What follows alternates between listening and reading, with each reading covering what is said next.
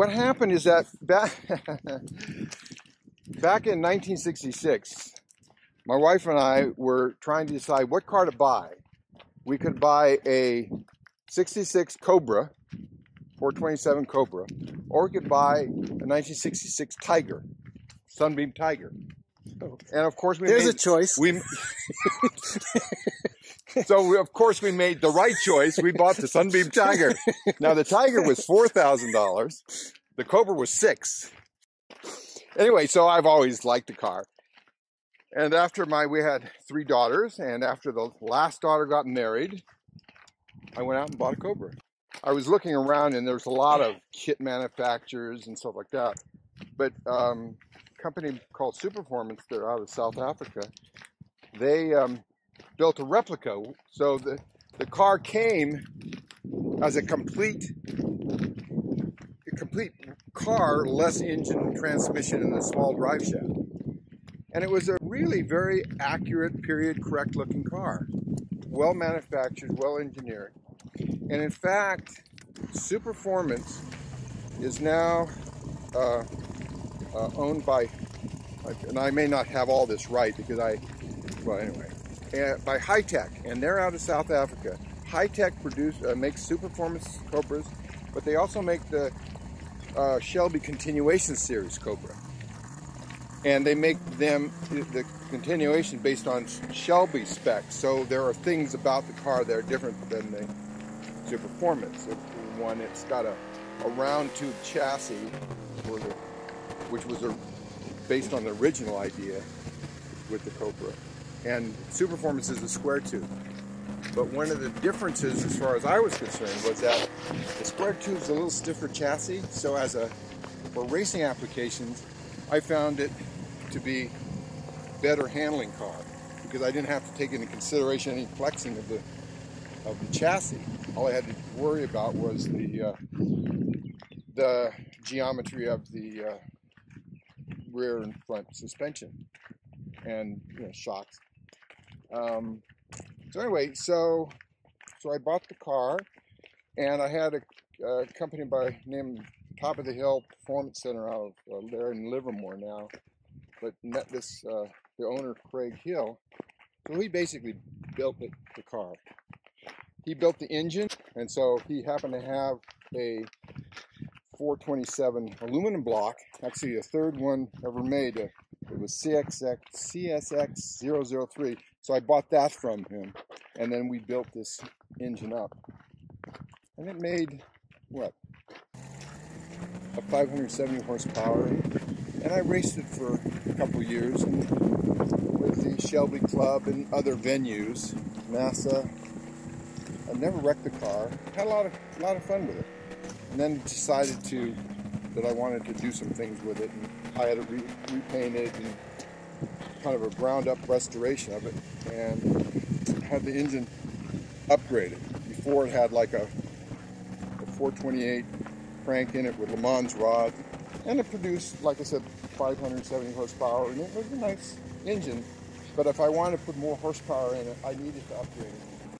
A lot of people are interested in Cobras, and when I put this thing on sale on eBay and stuff, a lot of people really don't know this car. They know Cobras and they have an idea about that, and so they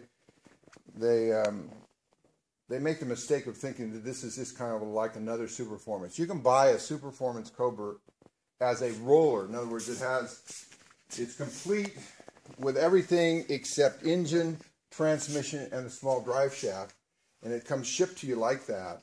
Little different tires on it. And you can buy it from between $50,000 and $60,000, in that range.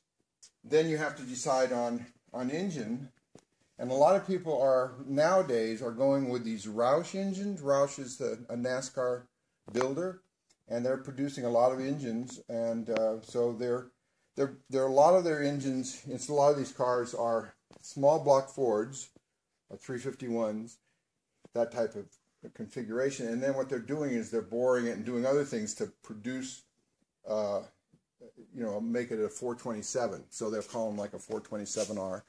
Roush also will produce an FE engine for you too, but it's a lot more money. So you can get a nice small block engine for these cars, and they handle really well. But again, when I originally got the car, I wanted to have it being period correct. For example, it comes with a really nice cooling system. It's got, you know, a shroud in it. It never has any problems in terms of heating, but I added the fans in the front because the original car had fans. This car originally comes with a dash 10 oil cooler, but because of the racing configuration, these are all this is a dash 12 oil cooler with dash 12 lines in it. So at any rate, so my idea was to make something as period correct as possible. That's why I went with a 427. You know, I shined it up a little bit and made it pretty. This is, for example, a Milling Stillings air cleaner, but the guts are a K&N filter. The original Milling Stillings is a lot smaller, and you lose a lot of horsepower with it. But with this, it's actually improves. The carburetor is an 850 Holley double pumper, but it's a NASCAR type Holley. It's not just a normal Holley you buy off the shelf. And it's been, the jets have been changed and stuff like that on to make it effective for this kind of engine configuration. But then there are also air bleeders and other things that the builder, Craig Hill, did to the carburetor to make it really efficient. And for this application, some people put in Webers, and some people put in 2 carburetors and stuff, but an 850 on this engine works quite well. It produces a lot of horsepower. This produced 666 at 7,000 RPM. I changed the internals of the engine so it would be able to handle that kind of engine speed, because if you don't, they tend to break. So I went with a Crowder crank, very, pretty expensive item, and made it lightened and all these things. The intake manifold is an open plenum, so it works really good as a racing application. But it can, it's sometimes people complain it's not as street worthy, or it's taking off. But I never have any problems with that. This is a dry sumped engine. The dry sump we put over here in the engine, the passenger well, and we have a external oil pump on it. And the external oil pump is a Peterson. It's got a lot of sections in it. It produces a lot of suction. In other words, so it sucks a lot of the oil out of the crankcase and stuff and puts it in the filter, and then it goes through but it produces a negative pressure inside the engine. So as a racing application, it's a better oiling system. And also, you're not so worried about oil pressure with an engine like this. You want to keep the pressure kind of low, but you want to have a high volume. That's why the oil lines and stuff are bigger. So you're pushing a lot of oil through the engine, but you don't have to have high pressure to do that. So it's another racing application. Oh, here the seat is. I bought the seat. This is a racing seat from Cobra Restorers. It comes it's a fiberglass seat, but it's all compound curves. So setting it up and installing it is really kind of difficult. So what I did is I had a chrome moly frame made for it, so it sits in, still adjusts, but it's really firm. It's a real heavy-duty item. Again, as a racing application, you want something that's going to be comfortable but yet safe. The original, a lot of the cars you buy now have a glove compartment box, and but the original Cobra SC did not come with a glove compartment. That was their street application. So if you bought a Cobra for the street, it had a glove compartment. But I didn't want that. I wanted it to be a true SC. In fact, even look at the license plate.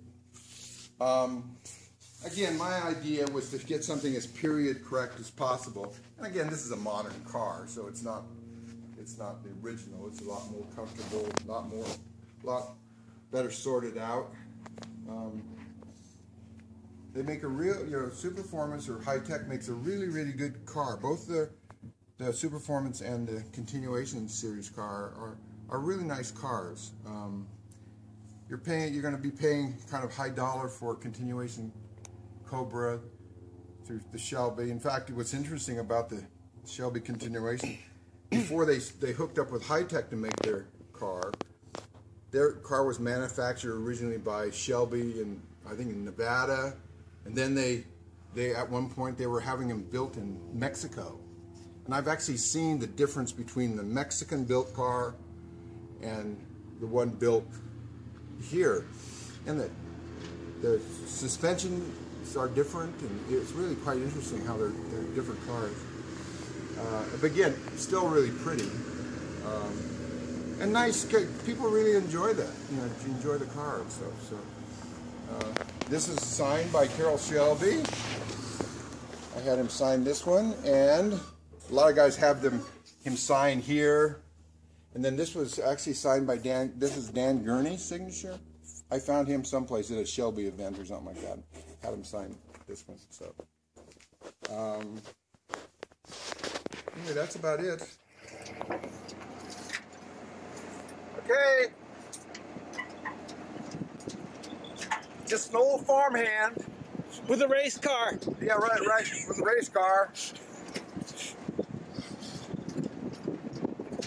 Get my Chevy. So why are you selling this thing?